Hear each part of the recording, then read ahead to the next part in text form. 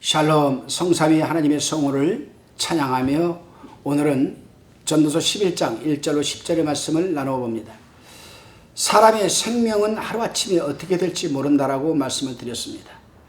제가 알고 있는 K집사 그분 제가 이미 말씀드린 적이 있습니다. 평생 돈 벌어서 모으는 데만 집착하다가 한순간에 여러분 세상을 떠날 때는 아무것도 가진 것 없이 빈손으로 떠나고 말았습니다. 과연 하나님 앞에 가서 어떻게 되었을까 생각만 해도 끔찍하기만 합니다. 하나님께서는 인생의 선행과 구제하는 좋은 일만 결단코 있지 않으시고 금생과 내세에 갚으신 분이시라고 성경은 누누이 기록해 주고 있습니다.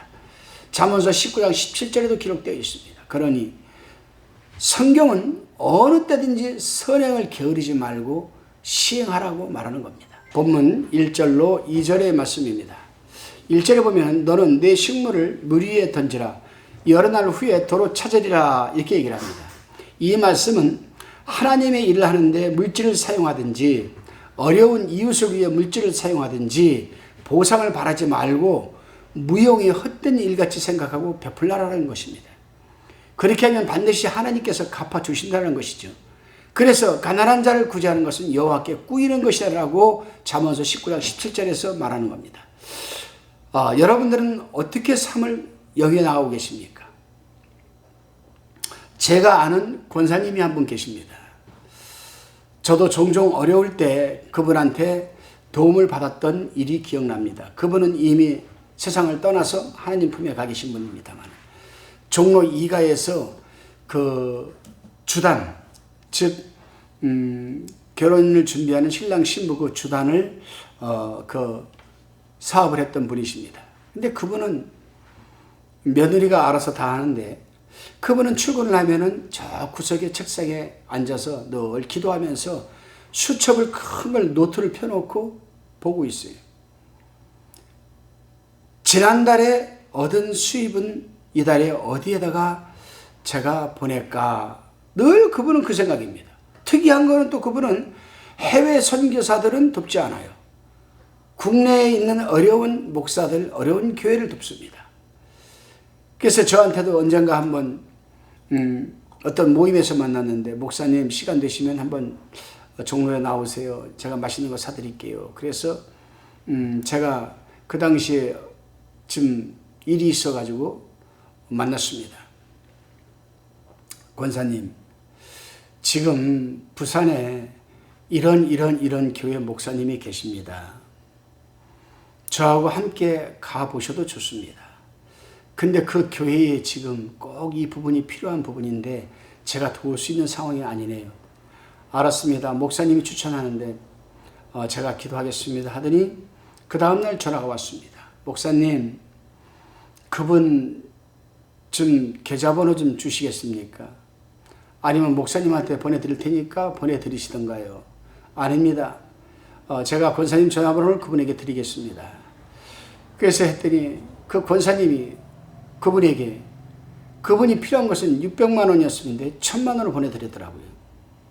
그래서 그걸 가지고 위, 아래, 앞, 옆에 뭐 간판을 4개를 아주 잘 달고 그 다음에 들어가는 입구에 그 비가 내리면 맞지 않도록 그렇게 플라스틱 이렇게 한 거 그것도 하고 결국에는 그 목사님이 종로 2가에 와서 그 사업장에 와서 간절하게 축복 기도를 해주고 간 것이 있습니다.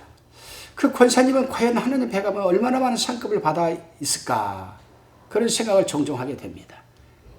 여러분들도 살아가는 삶의 현장에서 어려운 이웃과 주의 종들과 성도들이 있으면 여러분들이 좀 아끼고 돕는 구제를 하는 삶이 되시기를 바랍니다.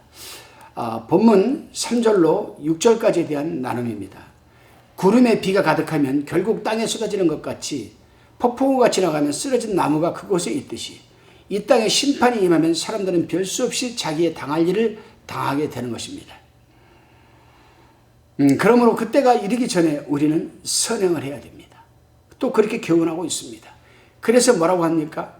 너희가 청년의 때에 곤고한 날을 기억하라. 무슨 말입니까? 너희들이 남을 도울 수 있는 힘이 있을 때 도와라. 그러면 너희가 곤고할 때 곤고할 때 도움을 받는다는 거죠. 그렇습니다, 여러분. 지금은 너나 할 것 없이 모두가 이구동성으로 주님이 오실 때가 가까웠다라고 지금 말들 하고 있습니다.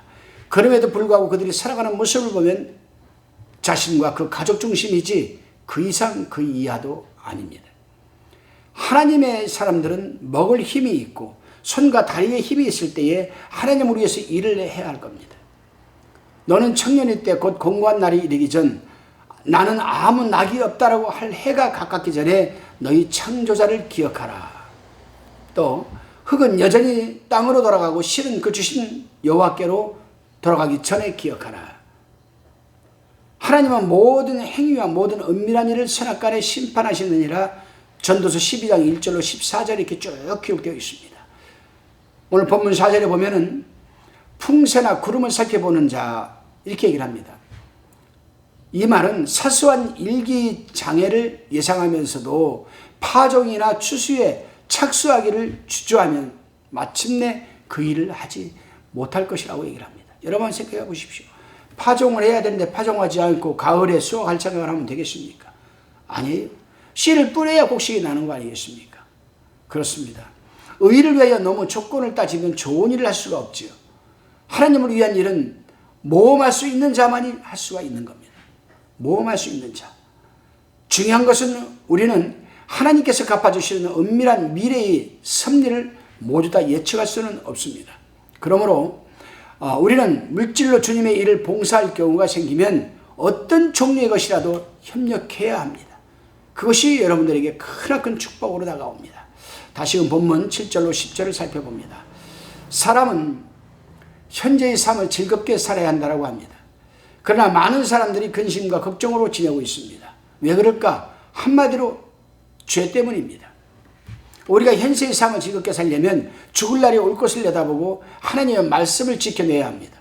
그 이유는 현세의 상황이란 죽음에 대한 준비 기간이기 때문 아니겠습니까? 그렇습니다, 여러분. 인생은 언제나 죽음을 내다보고 살아야 합니다. 하나님은 9절에서 사람들에게 자신들이 마음대로 하고픈 대로 하면서 살아보라고 합니다. 그러나 거기에는 심판과 여러분 지옥이 분명히 있다라고 경고하고 있습니다. 그러므로 우리 하나님의 사람들은 근심과 악을 떠나게 하고 이럴 때의 즐거움과 기쁨을 그대로 존속시켜서 하나님 앞에 부끄럽지 않게 살 수 있도록 참된 삶을 우리는 살아내야 합니다. 여러분 오늘 하루도 정말 근심과 악을 떠나서 하나님 앞에 부끄러움이 없는 그런 한 날이 되시기를 바랍니다. 기도합니다. 주님, 우리 인간의 목숨은 하루아침에 어떻게 될지도 모르면서도 마냥 끝없이 오래 살 것 같이 살아가고 있습니다. 그러나 우리 인간의 목숨은 하나님의 장중에 있음을 깨닫게 하여 주시옵소서.